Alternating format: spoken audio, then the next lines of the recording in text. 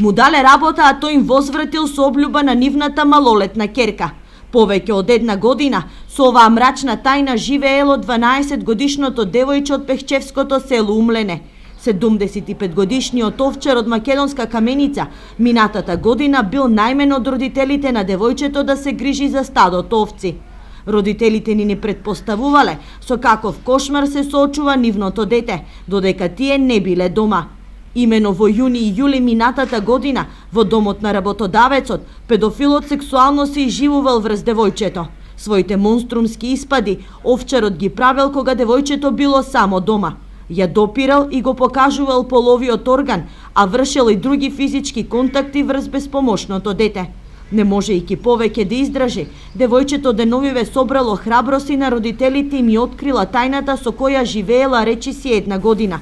Откако случајот го пријавиле во полиција, судијата по претходна постапка од Кочанскиот основен суд му одредил мерка притвор во траење од 30 дена. Ова не е прв случај на педофил од македонска Каменица. На почетокот од минатата година беше уапсен 73 годишен старец кој фотографирајќи голи деца си ги задоволувал своите педофилски страсти.